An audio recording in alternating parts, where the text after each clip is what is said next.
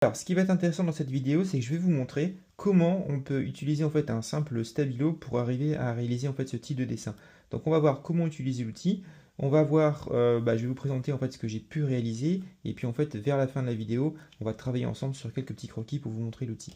Alors, ce qui est intéressant déjà, c'est que le stabilo, en fait, il a une sorte de mine un peu biseautée dans ce style-là. Donc là, je me suis amusé à le faire. Et quand on veut avoir des traits très très fins, par exemple comme ça, bah, ce qu'on va faire, c'est qu'on va utiliser en fait cette partie-là, donc la partie en fait très fine ici. Et si ensuite je veux avoir un trait en fait beaucoup plus fort, bah, pour le coup, en fait, on va venir revenir appuyer et on va venir avoir cette approche-là. Ce qui est bien, c'est qu'on fait une sorte de pierre de coups, c'est-à-dire qu'avec un simple outil, enfin celui-ci, on peut arriver en fait à faire tout ce dessin et ça nous évite en fait de prendre plusieurs outils pour pouvoir y arriver. Donc c'est plutôt intéressant si jamais vous faites des carnets de croquis ou si vous voulez, comme moi, en fait, faire du dessin en live. Donc ça permet effectivement d'avoir un seul et même outil et puis d'éviter en fait de changer.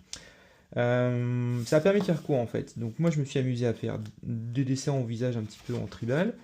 Là j'en ai fait d'autres pour me rendre compte un petit peu de ce qu'on pouvait faire et surtout le temps en fait. C'est-à-dire que pour réaliser en fait un style de dessin comme ça, j'ai dû mettre peut-être 5 minutes, 5 à 7 minutes. Alors je suis hyper entraîné aussi en dessin, mais ça me permet effectivement quand même d'aller plus vite sur un style d'outil avec ça.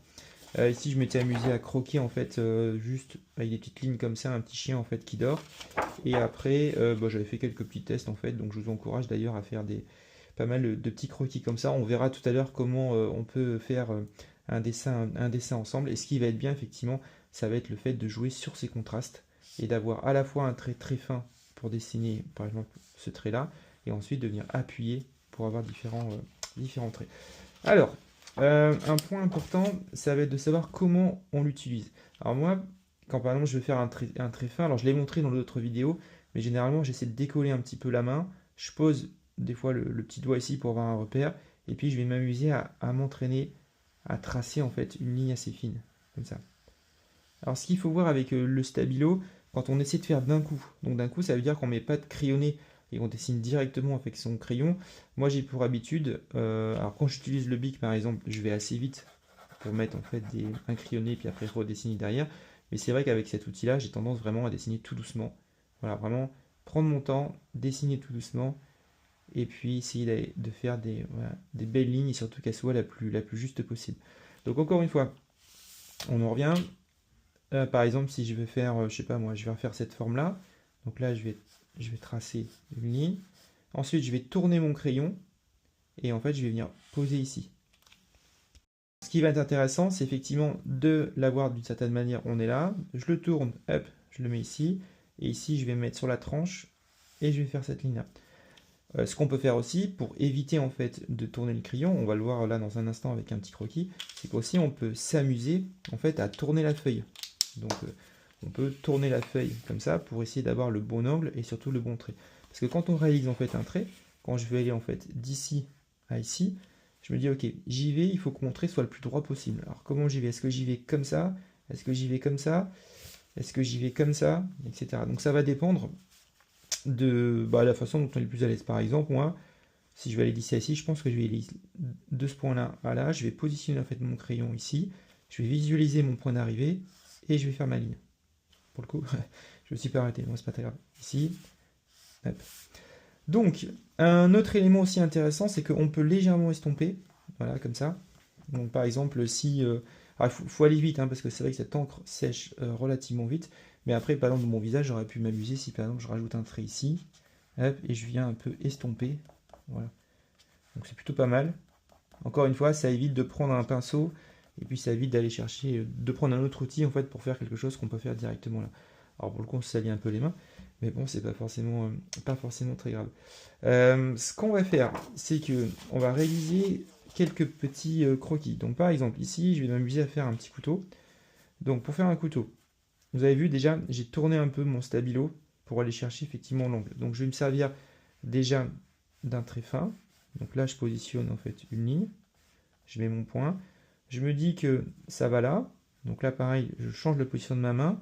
Je vais toujours. Alors pour moi, je vais de haut en bas parce que je suis gaucher et puis j'aime bien comme ça. Mais vous, en fait, vous pouvez faire différemment. Je pose ma deuxième ligne. Où est-ce que je suis? Ici, je vais poser là. Je vais tourner en fait ma feuille. Voilà.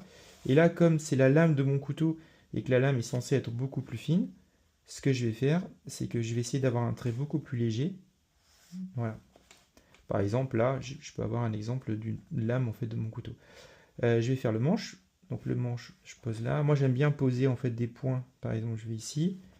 Là, je me tourne. Alors, je pourrais passer sur une ligne épaisse, puisque le manche en fait est un peu épais. Mais pour l'instant, j'y retournerai en fait une deuxième fois. On verra tout à l'heure. Ici, on va dire que ça tourne comme ça. Bon, je fais un petit couteau. Là, du coup, on est là. Hop. On va aller jusqu'ici. Et là, tiens, je vais tenter. Je vais mettre à plat. Alors, mon trait risque de pas forcément être droit. Parce qu'en fait, j'ai moins de... bah, comment dire? La pression, elle va bouger un peu en fait en allant de là à là. Je sais pas si je me suis bien exprimé. Ou alors, je pars d'ici. Mais comme je pars d'ici, je vois pas. Ici, ça risque d'être un petit peu plus compliqué. Alors, on va tenter. Non, je préfère faire ça en fait. Je fais ça. Hop, et puis après, je viens repasser pour avoir par exemple une épaisseur. Donc je pense là on va terminer, on va dire que mon couteau il est un peu comme ça, ici on va mettre la marque, voilà, ici je peux mettre ça. Donc je peux mettre l'ombre là, et après en fait pour donner du volume, donc j'ai plusieurs approches, moi ce que j'aime bien faire c'est reprendre en fait le côté, puis venir mettre des petits traits ici. Voilà, donc là je me suis amusé à faire un petit outil, on va dire, on va rapidement.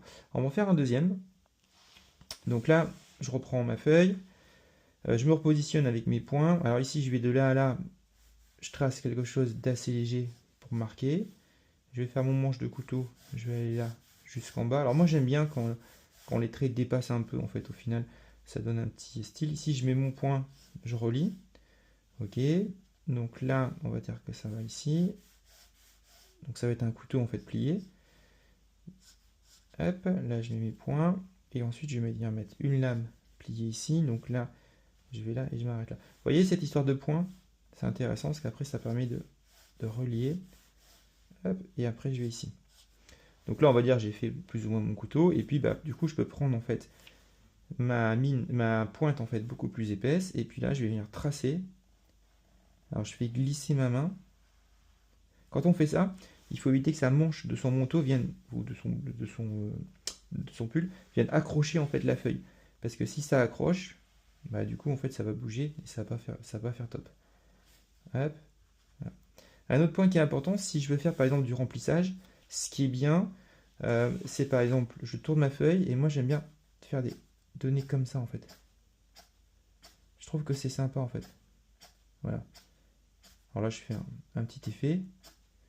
Vous voyez? Donc avec l'outil en fait on peut avoir quelque chose de fin, un trait épais, puis après on a cette petite finition comme ça. Alors le top dans mon dessin, comme en fait un couteau en fait ça tourne, je peux essayer de comprendre le mouvement et de le faire comme ça. Alors, des fois quand ça dépasse, si c'est pas top, je peux mettre un petit repère. Et puis comme ça en fait ça me permet de montrer qu'il y a du volume. Voilà, jusqu'à temps qu'on arrive à choper le mouvement. Alors il faut s'entraîner. Voilà. Ok, et puis bah, après je peux terminer. Alors, par exemple, si je veux mettre un petit peu d'ombre ici, et je veux retrouver en fait cette nuance un peu d'un noir ressemblant un peu au gris, bah, je vais faire des grandes lignes. Voilà. Et pourquoi pas venir un peu estomper. Voilà. Et bien écoutez, avec un simple outil, on peut arriver à faire des choses intéressantes. Donc si vous avez des questions en commentaire, n'hésitez pas et bon courage à vous pour vos dessins.